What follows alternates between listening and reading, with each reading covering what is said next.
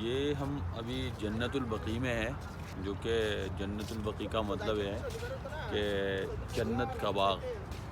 تو اس کا خاص بات یہ ہے کہ ادھر بہت سارے اہل بیت یعنی یہاں پہ ان کے آخری آرام گاہ ہے، اور خصوصاً جو سب سے پہلے مدینہ تشریف لائے تو اس میں مہاجرین میں سے ایک اسد بن زرارہ جو سب سے پہلے وہ دنیا سے تشریف لے گئے، تو آقا صلی اللہ علیہ وسلم نے یہ جگہ ان کے لیے مختص کی، ڈیسیجن لی کہ یہاں پہ وہ دفن ہوگا۔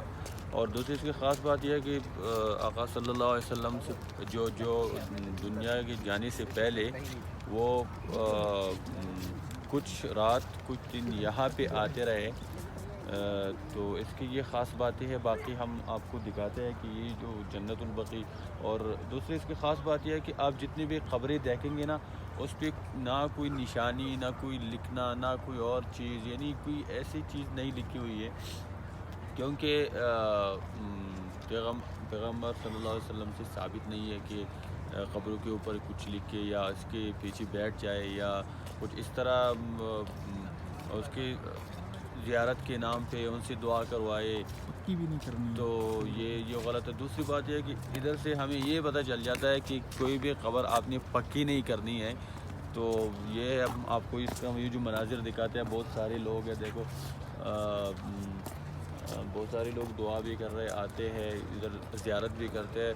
اور اس کی اصل ایک جو خاص اور بات ہے کہ اس کے سامنے جو یہ ہے، یہ ریاض الجنہ ہے، جو آقا صلی اللہ علیہ وسلم کی جو یہاں آخری آرام گاہ ہے، اس کے ساتھ ابو بکر صدیق اور حضرت عمر بھی ادھر ہے۔ اس کی ایک اور خاص بات یہ بھی ہے، اور یہ اب باقی آ کے سارے جو قبرستان ہیں آپ دیکھ سکتے ہیں، یہ آپ دکھائے سر اس کو۔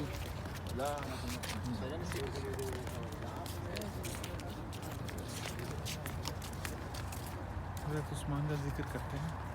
حضرت عثمان رضی اللہ تعالیٰ عنہ۔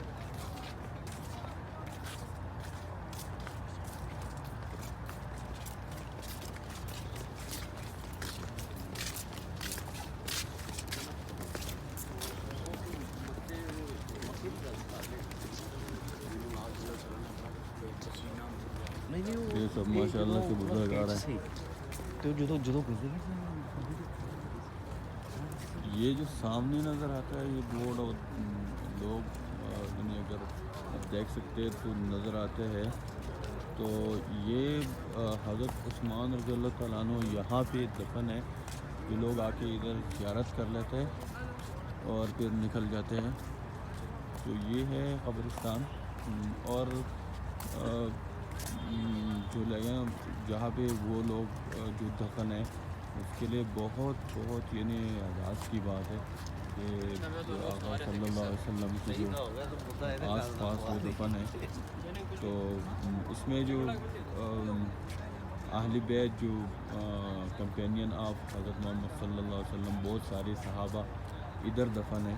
یہ جنت البقیع ہے۔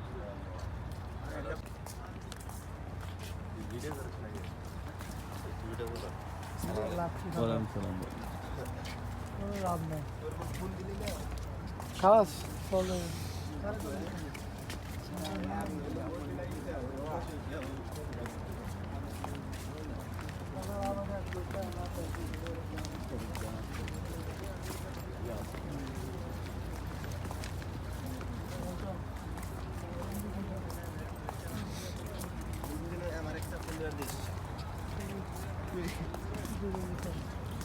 یہ سارے قبریں ہیں، دیکھو کوئی بھی پکی قبر نہیں ہے کہ انہوں نے ادھر پلاسٹر سیمنٹ وغیرہ کچھ لگایا ہو۔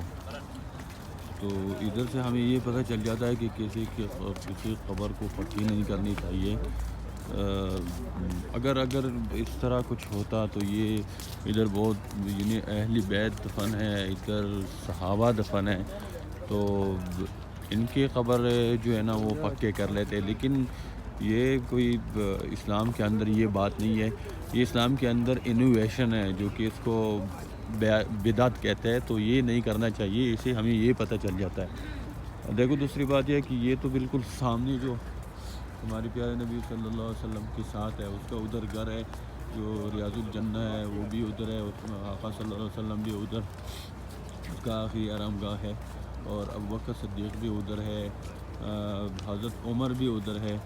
تو دیکھیں ادھر ان کو جب پکا نہیں کیا گیا ہے تو ہم کیوں ادھر جا کے پکے کروا لیتے ہیں، کیونکہ یہ تو پھر بدعت میں آتا ہے. دیکھو کوئی بھی خبر ایسا نہیں ہے جس میں کوئی سیمنٹ یا کوئی ایسا چیز لگایا ہو یا کوئی نام لکھا ہو کہ یہ فلانا خبر ہے یا کوئی اس طرح.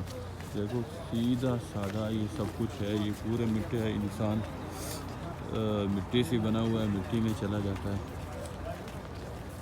یہ دیکھو یہ سارے کوئی بھی ایسی چیز نہیں ہے.